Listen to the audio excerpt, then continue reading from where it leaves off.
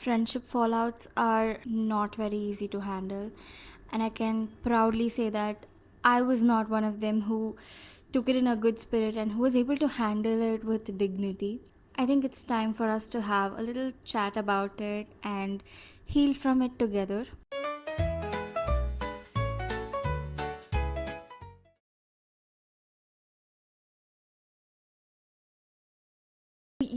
We all have those kind of friendships where we feel like, yeah, this is the best friendship I have been in, and it's like it's gonna be permanent. My future kids will play with their future kids and they will be besties forever, like we are besties, and we can go on trips together, we can roast each other, we can stand for each other, and we make so many promises, and all of a sudden it just falls apart.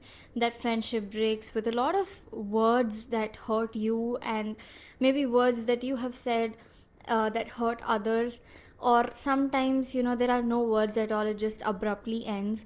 And in either case I feel like it leaves a scar.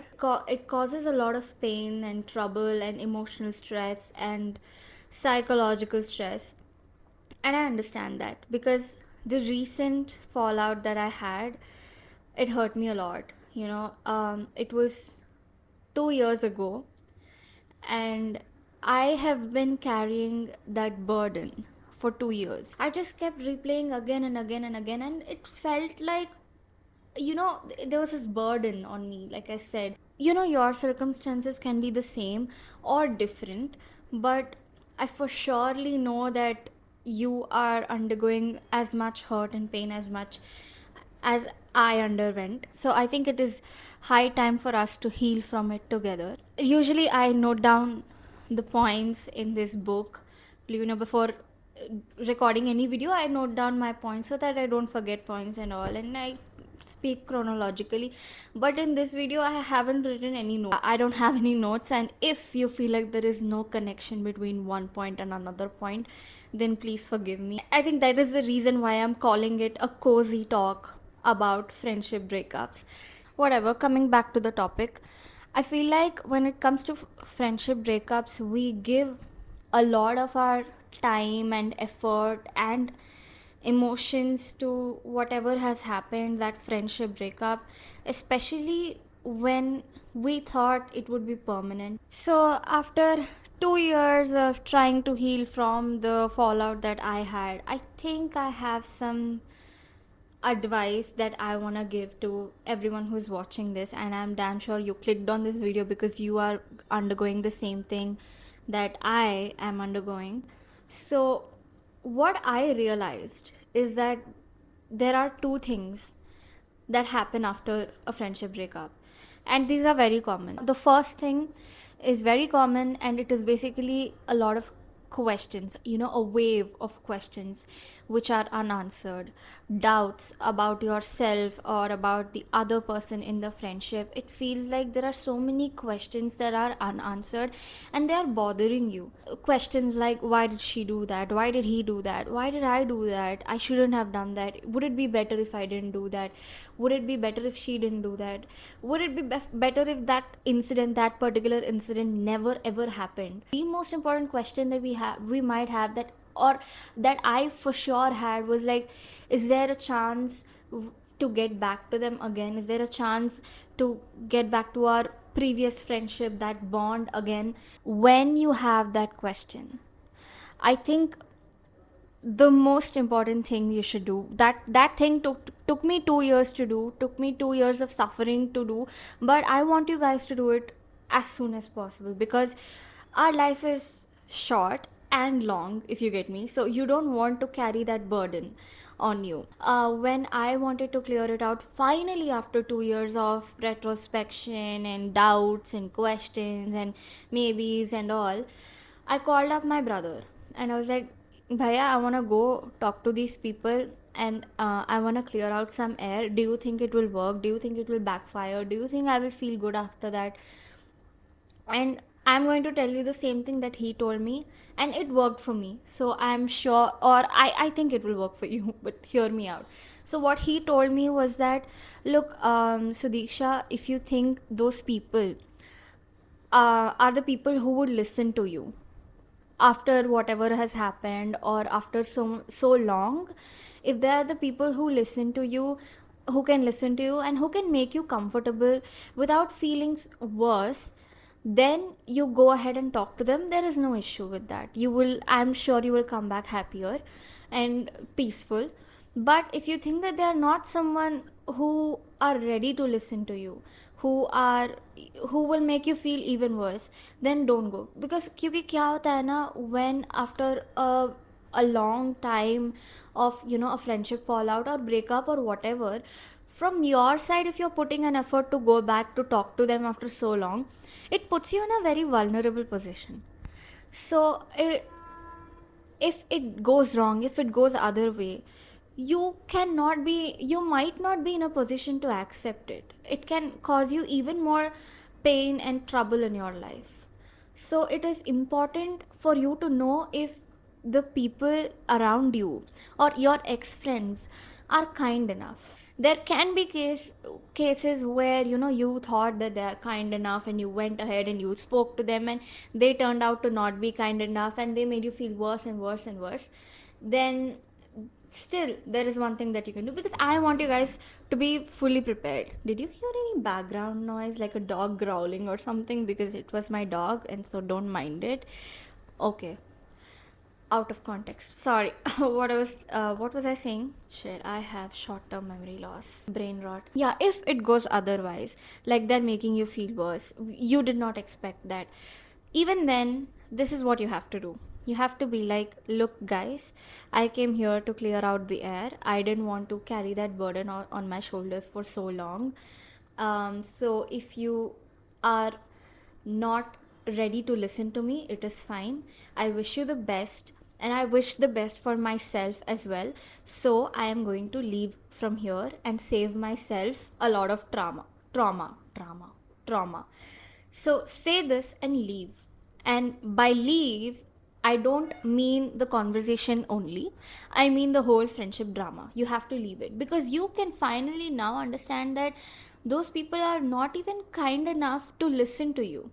It doesn't matter if you did something really bad or you didn't do anything. At the end of the day, as humans, I think we should at least hear someone out. That, I think that is called kindness. And you have to be kind, you have to choose to be kind, and you have to have kind people around you. Only then will your life be easier. And if you think your ex friends are not that kind, then leave the drama, forget thinking about it. Wow, a very, I can't fill the word here, dash kind of conversation, just fill that word. So this is about the questions, right? In any after friendship breakup, the first thing that happens to you is this wave of unanswered questions and doubts, and you can go clear it out. And let me tell you about myself. After I cleared it out with my friends, I feel a lot better now. A lot better now, because I don't have to have that negativity, because we are in the same college, and there was this point where we were not able to look eye to eye for 2 years. So I think I cleared it out. It was a good thing that I cleared it out. The second thing that comes here is the sadness, the pain, the pain to let go of all of that. Because, you know, it's really sad to see a friendship that we thought would be permanent to break so easily. I mean, it is so, it feels like it was so fragile. Like, it, I didn't expect that to happen. So these are the kinds of thoughts we have, that amount of pain we have. And in my case, to be really honest, even I haven't completely healed from it. Because look, there was one time when they came over to my place. We had a night out. The guys slept in another room, so, and me and my friend, we slept in this bed, the exact same bed, and we were having really deep conversations about our future plans, career wise, guys. And you know, I felt like she was my best friend. Like, she is not going anywhere. She will be my best friend for life. And you know, we were talking into midnight. Like, we didn't even realize it was 3 o'clock in the night, and we were still talking about all of that stuff. And you know, we were talking about our crushes, our future love and marriage and stuff like that. It was so beautiful that I felt a sense of sisterhood with her. And oh my god, I went really deep.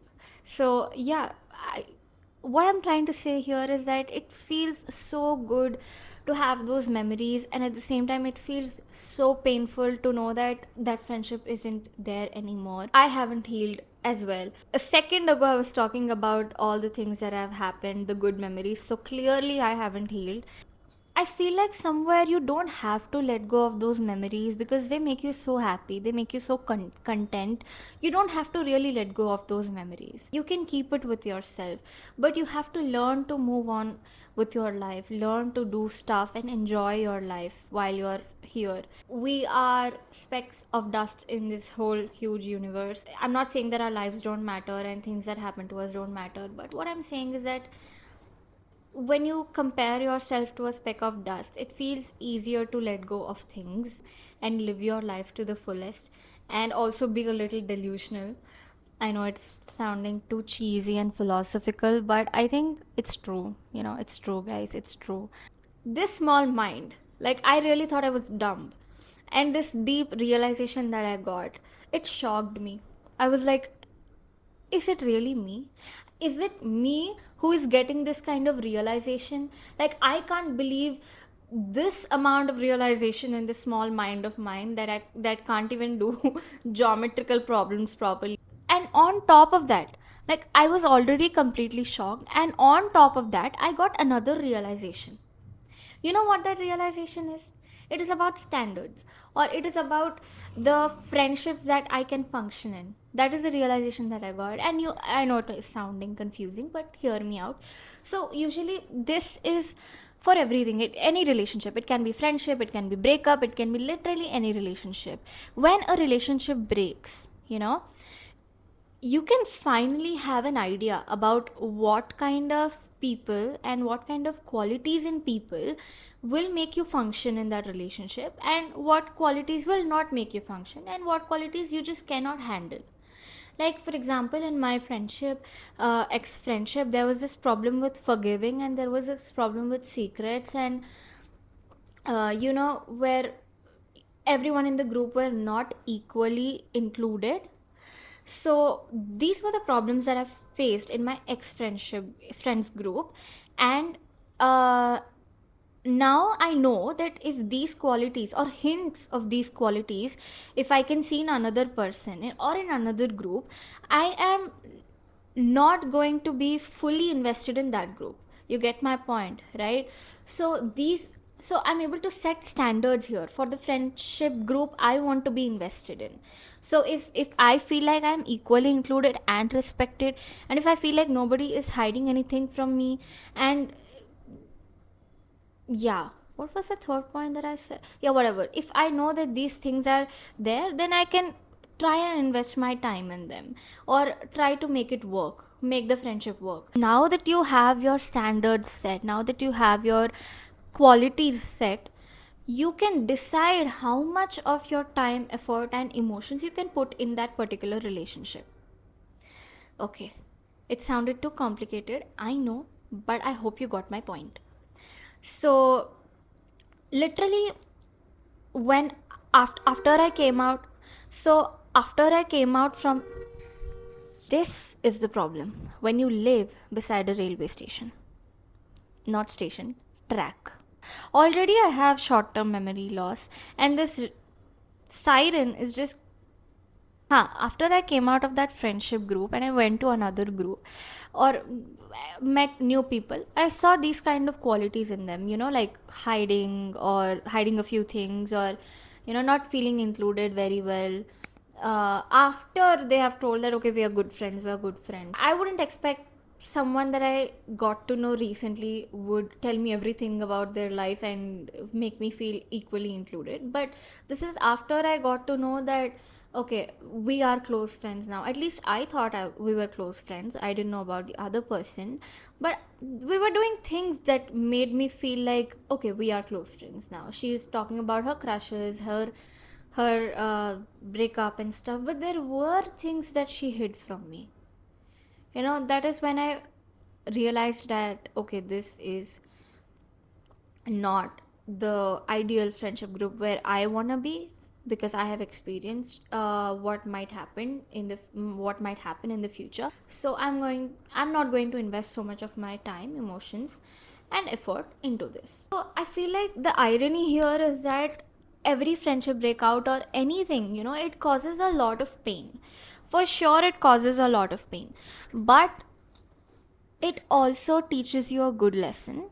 It also makes you a better person. It also um, helps you understand what you should truly want in any kind of relationship. So if you are also feeling like, oh my god, I lost this friendship, I lost, it's not easy. I know it is very, very, very difficult to handle, but just to make you feel better, let me tell you, everyone in the world has undergone it at least once in their life. And it is not something that will stop your world. It is not something that will scar you forever and ever in your life. It is not. It is just there to make you a better person and make you a better version of yourself. The only thing that I want to say is that whatever relationship it might be, friendship, work, breakup, what, love, whatever. One thing that I learned for sure, apart from all of the things that I have told you, is that you have to preserve your self respect while respecting others as well. I hope you got my point. I know it sounds confusing, and yeah, trust the universe.